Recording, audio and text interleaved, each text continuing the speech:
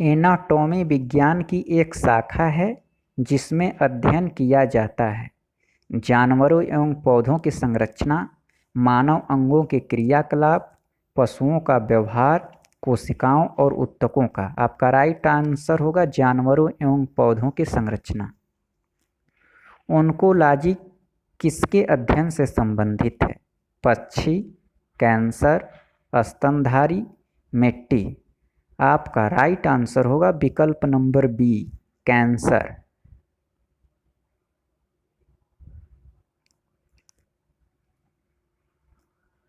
न्यूमिजैमेटिक किसके अध्ययन से संबंधित है?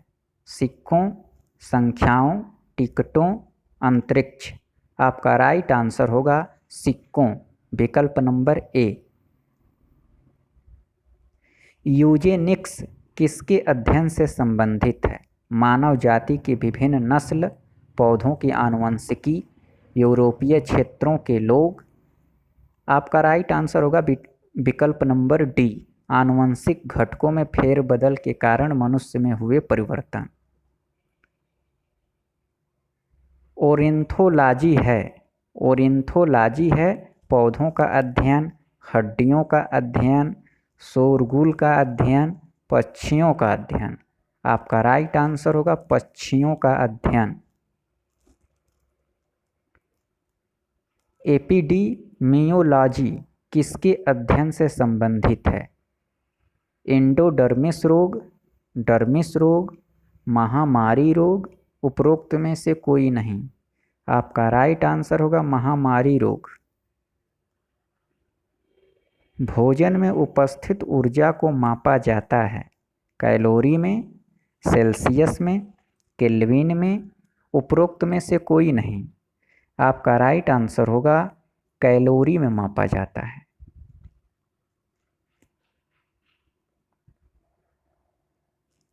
सापेक्ष आर्द्रता को मापने के लिए किस उपकरण का प्रयोग किया जाता है?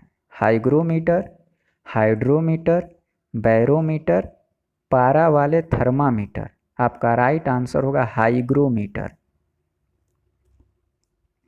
दूध का घनत्व मापने के लिए किस उपकरण का प्रयोग किया जाता है? आपका राइट आंसर होगा लैक्टोमीटर। बिजली का प्रतिरोध मापने के लिए किस उपकरण का इस्तेमाल किया जाता है? ओम मीटर, इलेक्ट्रोमीटर, गैल्वेनोमीटर, स्पेक्ट्रोमीटर। आपका राइट आंसर होगा ओम मीटर। मानव पाचन तंत्र से जुड़ी ग्रंथियों ग्लैंड्स का नाम बताइए। लार ग्रंथियां और अग्नाशय, लार ग्रंथियां और यकृत, यकृत और अग्नाशय। आपका राइट आंसर होगा लार ग्रंथियां, यकृत और अग्नाशय, विकल्प नंबर डी। मानव पाचन तंत्र की प्रक्रिया में शामिल चरणों को सही अनुक्रम में व्यवस्थित करें। आपका राइट आंसर होगा बी, अंतर्ग्रहण, पाचन, अवशोषण, आत्मसात और विसर्जन। शरीर के किस अंग में प्रोटीन का पाचन शुरू होता है? अग्नाशय, पेट, छोटी आंत, बड़ी आंत। आपका राइट आंसर होगा पेट।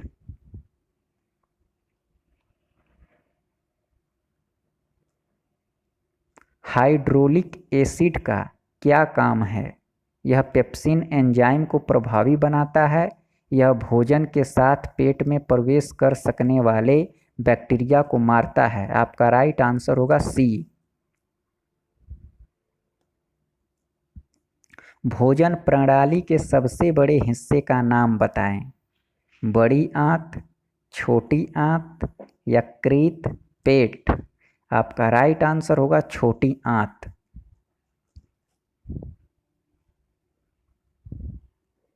भोजन का पूर्ण पाचन होता है पेट, छोटी आंत, अग्नाशय, बड़ी आंत। आपका राइट आंसर होगा छोटी आंत।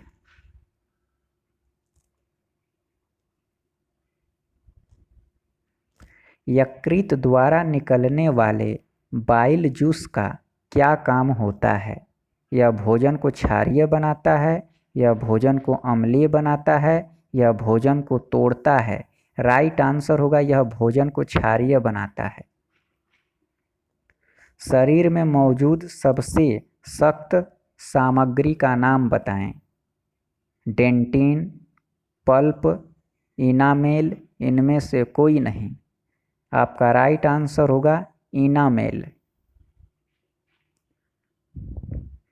दूध का घनत्व मापने के लिए किस उपकरण का प्रयोग किया जाता है?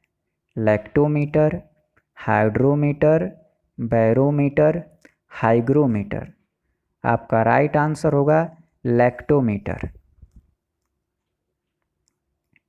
यकृत में कार्बोहाइड्रेट के रूप में संचित अपचा भोजन कहलाता है? Pulp, glucose, glycogen, carbohydrate. आपका राइट आंसर होगा ग्लाइकोजेन। निम्नलिखित में कौन सा वैज्ञानिक किनेमैटिकल समीकरणों, खोज आदि जैसे नियमों से संबंधित है? आपका राइट आंसर होगा गैलीलियो।